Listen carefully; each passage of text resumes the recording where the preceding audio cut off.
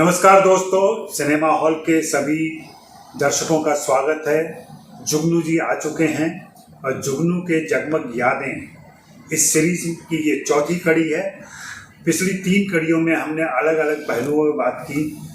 अंतिम कड़ी जो हमने की थी, तीसरी कड़ी जो धर्मेंद्र जी पे थी, उसको धर्मेंद्र साहब ने खुद देखा और अप्रिशिएट किया, ट्विटर पर शेयर किया।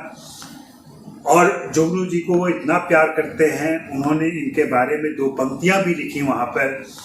और फिर यह सिलसिला बहुत अच्छी तरीके से आप सभी के बीच पहुँचा। जुगनू की जगमग यादें, यह सीरीज चलती रहेगी और इसमें हम समय समय पर जुगनू जी की यादों की गलियों से उन लोगों को ले आएंगे जिनसे इनकी मुलाकातें रही हैं, जिनसे इनकी बातें रही हैं, जिनसे इनकी मोहब्बत रही है और जो इनको बहुत प्यार करते रहे हैं। तो आज इस सिलसिले में हमने सोचा था कि क्यों ना सुनील दत्त पर थोड़ी बात की जाए। सुनील दत्त जी का अपना एक खास योगदान रहा है हिंदी फिल्म इंडस्ट्री में, व्यक्ति के तौर पर, अभिनेता के तौर पर, पति के तौर पर, पिता के तौर पर, हर तरीके से एक मुकम्मल इंसान उनको कहा जा सकता है। जुगनू जी, मैं आपसे जानना चाहूँगा कि आपकी तो बहुत सारी उनसे बातें रही हैं, मुलाकातें रही हैं, बहुत सारी यादें होंगी आपके पास। उन यादों में से हमारे दर्शकों के लिए क्या शेयर करना चाहेंगे आप? पहले तो मैं जुगनू की एफर्ट्स की दाद देता हूँ, क्योंकि मैंने इसको देखा है बहुत सालों से और मुझे बड़ा अच्छा लगता है कि जो मेहनत करके अपनी बलबूते के ऊपर जो ऊपर आते हैं, जिनको कोई मदद नहीं है, सिर्फ मदद उनके अपने काम की है और अपने अंदर जो उनके डिटर्मिनेशन है उसकी है। तो उसके लिए मैं जुगनू को बहुत बहुत बधाई देता हूँ। थैंक यू जी। मेरे चाहने वाले, मेरे प्यारे दर्शकों, आप सबको मेरा नमस्कार और बहुत बहुत आपको मुबारकबाद हो। आप सब मेरी हर बार कथा सुनते हैं और अप्रिशिएट करते हैं और मुझे बहुत अच्छा लग रहा है। पिछली बार मैंने धर्मेंद्र जी के बारे बोला था जो कि काफ़ी पसंद किया गया, और इस बार मैं सुनील दत्त साहब, ऐसी रॉयल पर्सनैलिटी फिल्म इंडस्ट्री के अंदर, पुराने जितने स्टार थे वो अपनी जगह एक बड़ी अहमियत रखते थे, बड़ी पर्सनैलिटी थी उनकी, उनका अपना जज्बा था, उनका मिलना, प्यार करना, अपनापन, पर्सनल प्रोड्यूसर के साथ, अपनी परफॉर्मेंस के साथ, अपने प्रोफेशन के साथ बहुत गहरा संबंध था। और रहा सुनील दत्त साहब, वाह वाह वाह, ऐसी पर्सनैलिटी सदियों में ही पैदा होती है, हर जगह नहीं मिलती। सुनील दत्त साहब के बारे में आपको कुछ कहना चाहूँ भी या बताना चाहूँ भी तो मैं उस रेंज तक मुझे नहीं लगता कि मैं पहुंच सकूंगा जितनी उनकी रेंज थी। फिर भी मैं कोशिश करूंगा कि आपको उनके बारे कुछ बताऊं। दत्त साहब जब पाकिस्तान में थे, छोटे थे, 4th क्लास में पढ़ते थे। ये हमारी एक बरादरी है, हमारी फैमिली है, सप्तऋषि जिनको आप बोलते हैं, आसमान में सप्तऋषि आपने सुना होगा।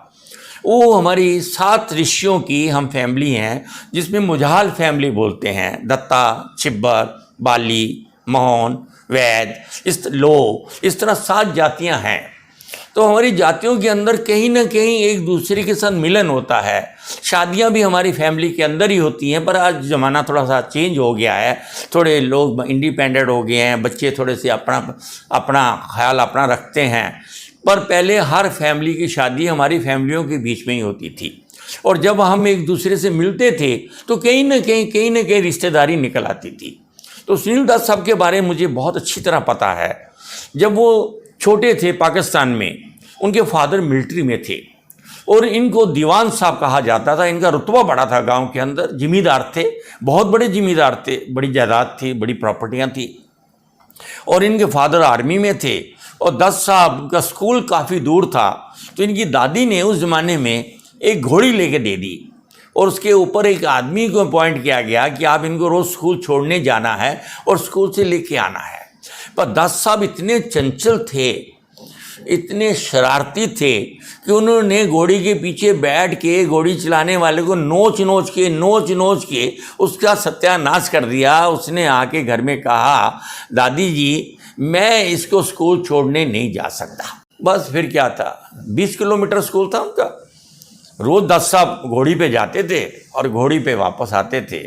रुतबा पर वक्त की मार कि वक्त के सामने कोई भी खड़ा नहीं हो सकता। वक्त अपना रूप दिखाता है। पाकिस्तान बन गया, हिंदुस्तान सेपरेट हो गया, पाकिस्तान सेपरेट हो गया। जिम्मेदारी थी वो लूट गई, अमीरी ख़त्म हो गई। रिफ्यूजी बनकर मैं भी उसमें हूँ, हम सब लोग हिंदुस्तान चले आए।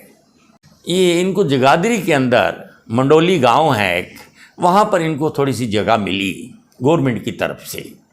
और इनके छोटे भाई सोमदत्त और इनकी बहन और इनकी मदर ये वहाँ पर मंडोली में रहने के लिए चले गए। पर इनको पढ़ने का बड़ा शौक़ था, बहुत एजुकेशन के बारे ये बहुत पढ़े लिखे सुनील दत्त साहब थे।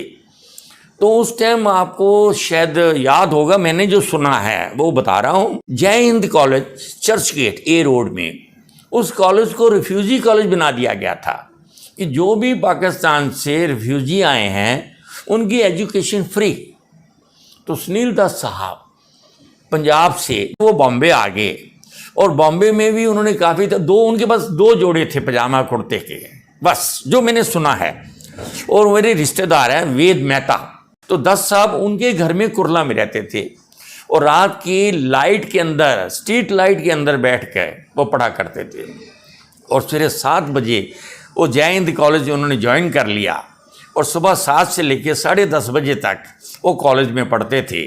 और उसके बाद वो अपनी लाइब्रेरी में जाके होमवर्क करते थे। पर पैसे की तंगी होने की वजह से इन्होंने डिसाइड किया कि मुझे कुछ ना कुछ जॉब करनी चाहिए। तो इन्होंने BST में कोलाबा के अंदर इनको एक नौकरी मिल गई।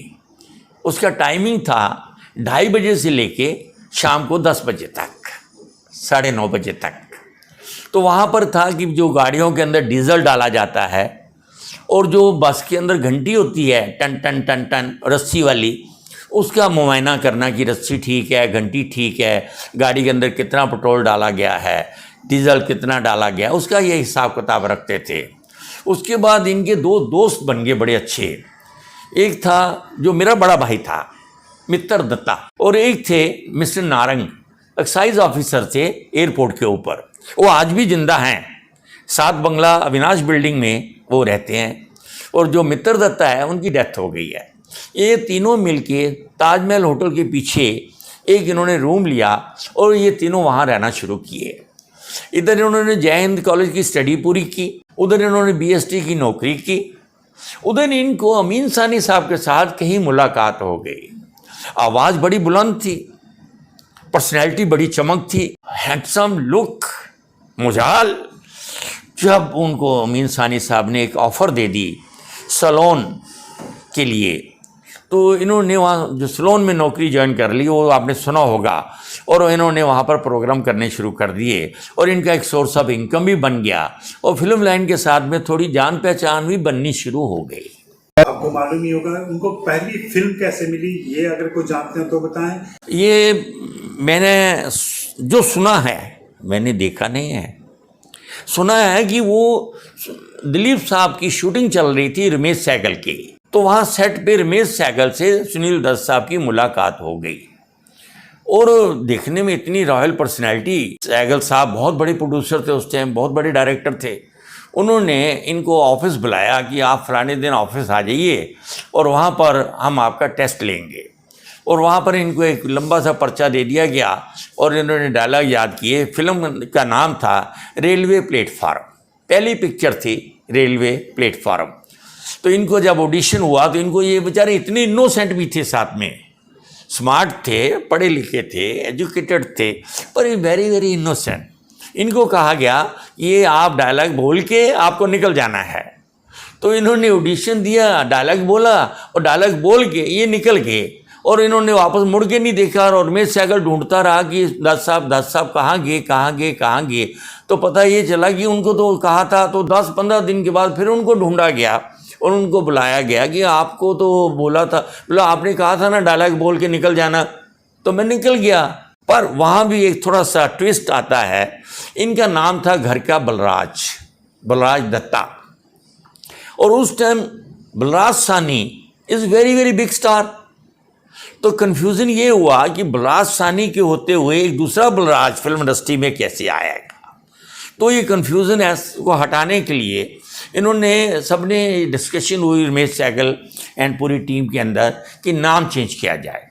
तो उस टाइम दत्त साहब ने अपना नाम रखा सुनील दत्त, जो आज आपकी नज़रों के सामने और आप कहानियों और किस्सों के अंदर जो हिंदुस्तान की इतनी बड़ी पर्सनैलिटी, इतना बड़ा स्टार, इतना बड़ा प्रोड्यूसर, इतना बड़ा director, MP, minister, sports minister, और अपनी शान में जिया। आप बता रहे थे कि हिंदी फिल्म इंडस्ट्री का अगर पहला एंग्री यंग मैन कहा जाए तो वो Sunil Dutt is a first angry man. आपने मदर इंडिया देखी है? मदर इंडिया के अंदर जो फर्स्ट एंग्री मैन का रोल किया है वो सुनील दत्त ने किया है। और आपने मुझे जीने दो फिल्म देखी होगी, उसके अंदर angry man as a personality Dutt साहब ने जो प्रूव किया है, वो मेरा ख्याल है उसके बाद अमिताभ बच्चन साहब आए as a young angry man में, उससे पहले और कोई एंग्री मैन नहीं हुआ। आपकी कब मुलाकात हुई और आपकी मुलाकातों में, दोस्ती में क्या कुछ घटनाएं ऐसी हैं जो आप? घटना तो इतनी है साहब कि आप ग्रंथों के ग्रंथ लिख सकते हैं। वो बड़े मिलनसार थे, प्यार बड़ा करते थे, हर गरीब से गरीब, अमीर से अमीर, बड़े से बड़ा। जहाँ वो स्टार होता था वो स्टार बन जाते थे, जहाँ जो गरीब होता था वो गरीब बन जाते थे। मिलते थे, दोनों हाथ ऐसे फैलाकर मिलते थे। कभी उन्होंने अपने आप को सुनील दत्त आए हुए हैं, सुनील दत्त, कभी नहीं, बच्चे आ जाए यार कभी मिला कर। तो मैं उनको बताया कि मैं जुगनू हूँ, अशोक वैद, मैं भी मुझाल हूँ। तो बड़े खुश हुए, कहता है यार यहाँ पर स्ट्रगल बड़ी है, तो स्ट्रगल तो करनी पड़ेगी। पर हमारी दोस्ती मोहब्बत इतनी ज़्यादा हो गई, मैं उनके ऑफिस में जाता था तो ऑफिस में अगर 10-20 आदमी भी बैठे हुए हैं तो उनकी परवाह नहीं करते थे। वहाँ मंत्री बैठे हुए हैं, वहाँ MP बैठे हुए हैं, वहाँ MLA बैठे हुए हैं, वो किसी की परवाह नहीं करते थे और खड़े हो जाते थे, हे मेरा बच्चा आया है और मेरा बच्चा जुगनू, और गले से लगा लेते थे। इस तरह हमारी दोस्ती चलती रही।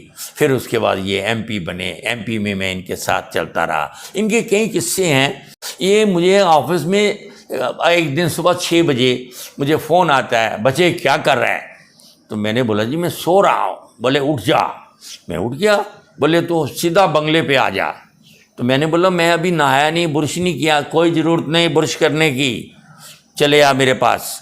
और मैं सिरे अपनी गाड़ी लेके, मेरे पास फिएट गाड़ी थी, मैं बंगले पे पहुंच गया और बंगले पे जाके बोले गाड़ी यहाँ लगा दे और तू चल मेरी गाड़ी में। मैं कहाँ जाना है? बोले मैं दिल्ली आया, मैं यार बच्चे MP हूँ यार, मेंबर ऑफ पार्लियामेंट यार, अपना रुतबा है यार, स्टाइल है यार, तो देख तो सही जरा, चल मेरे साथ। तो मैं गाड़ी में बैठ गया, इनोसेंट गाड़ी में गप्पे मारते हुए एयरपोर्ट पे पहुंचे।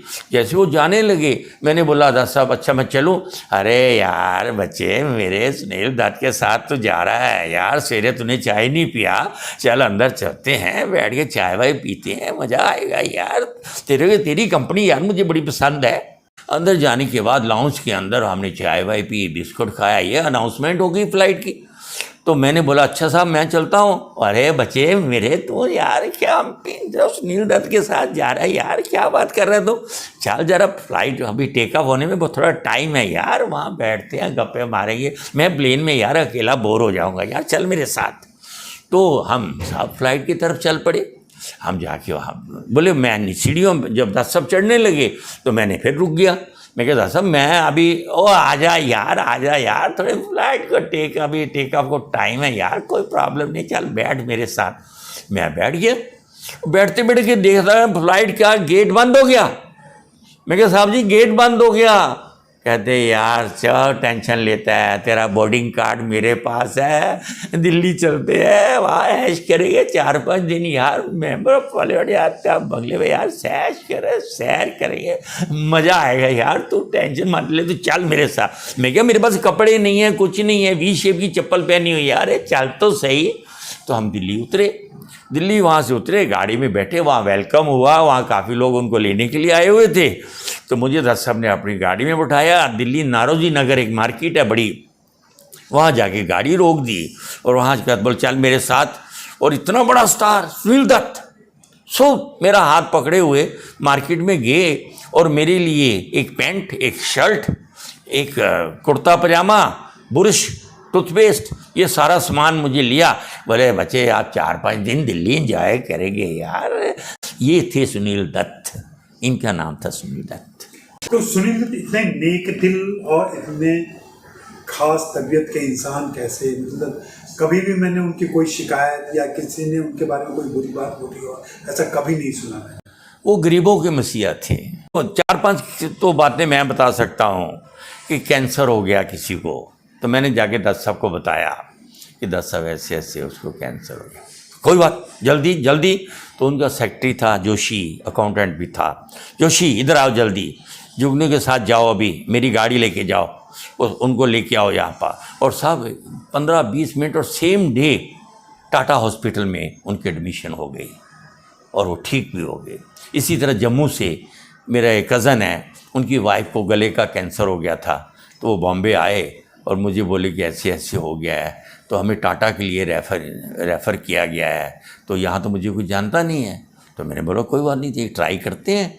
तो मैं दत्त साहब के पास इमीडिएटली उनको भी ले गया साथ में। वहाँ जाके बोला दत्त साहब मेरी भाभी है छोटी और मेरा कज़न है, जम्मू से आए हैं, ऐसे ऐसा हुआ है, क्या किया जाए। बोले कुछ नहीं, अभी इसी टाइम।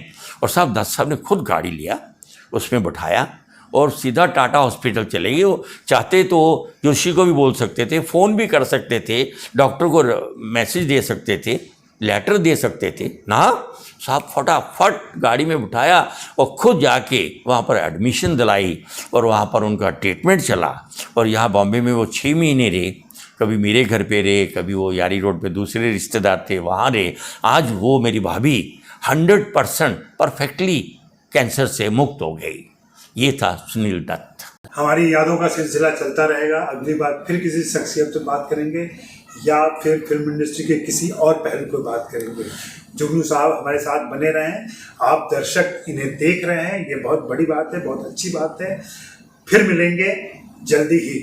धन्यवाद जुगनू साहब। Ajay ji, so nice of you. आप हमेशा आते हैं और एक प्यारी सी छोटी सी यादें आप खोगेरते हैं अंदर से और निकालते हैं, और फिर मुझे भी याद आ जाता है और मैं भी बड़ी खुशी से मुझे मैं सुना देता हूँ। पर इसमें अगर कोई गलती हुई हो, किसी तरह का टेक्निकली मिस्टेक हुई हो, तो मैं आप सबसे माफ़ी चाहता हूँ। सुनील दत्त इज़ ए सुनील दत्त, ऐसी पर्सनैलिटी, ऐसा रुतबा, ऐसा इंसान बड़ी सदियों से शहर दुनिया में आता है, उनको याद किया जाएगा as a Sunil Dutt. Thank you very much.